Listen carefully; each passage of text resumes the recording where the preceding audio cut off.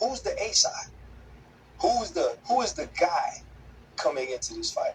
I'm the guy for sure. I'm the A side. That's why the business side was kind of, because with him, he just didn't want to believe that, I was the A side. Like, I'm the big guy. When we talk about ticket sales, talk about putting butts in the seats, all that, like, I'm him. So Errol Spence confirms the real reason why it took so long with negotiation with his upcoming mega fight with Terence Crawford. Let's talk about it.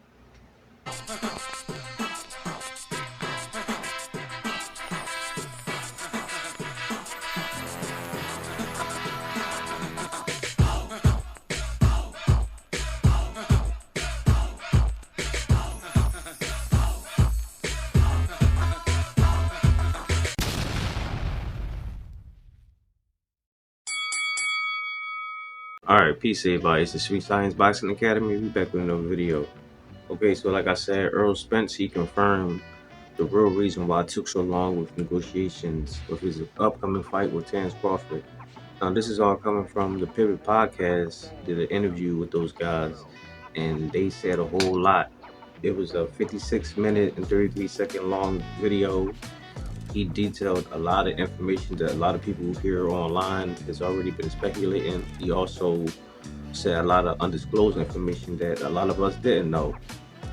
And one of the things is that he mentioned was Terence Crawford. He couldn't come to terms that he wasn't the A side in this fight. Errol said that, Terence was talking about, all his acolytes for him dominant in the lightweight division and then going up to the junior welterweight division and becoming undisputed there. And then on his first fight, coming up to welterweight, winning the WBO title and knocking everybody out since he been in welterweight. Errol Spence thinks, yeah, that's cool, that's fine, but that still don't mean nothing compared to me. He said when it comes to ticket sales, when it comes to viewership, putting all the butts in the seats, bringing the stars to the fights, then that's me. I'm the man. So that's the reason why I'm the A side. And I was listening to it. I was like, all right, Earl, I like that because you talking big now. He kind of sound like he Gervonta Tank Davis. As we all know, Gervonta Tank Davis, he's like a superstar when it comes to bringing all the celebrities and everyone to the fights, kind of on the lines of Floyd Mayweather. And now Errol Spence, he's talking like that now too. He's like, look, I fill the seats, not you.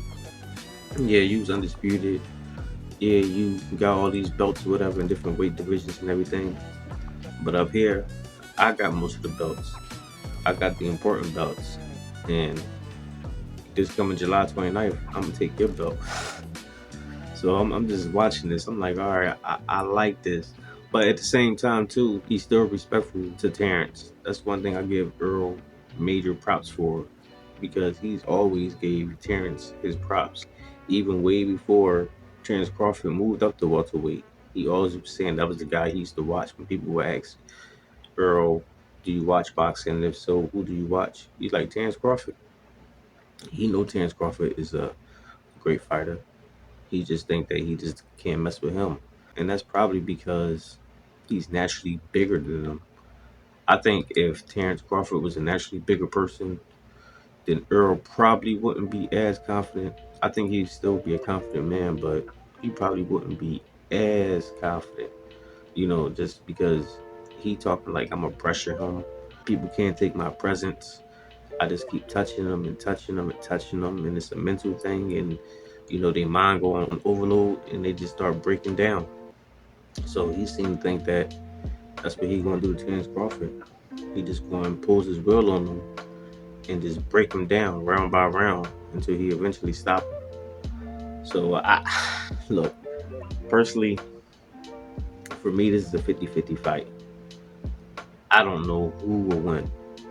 And because of those sentiments, because I believe that Terence Crawford is a better boxer overall. But because Earl is just naturally so big, and he's still a fundamentally sound boxer, because he's probably one of the most active fundamentally sound boxers there is out right now.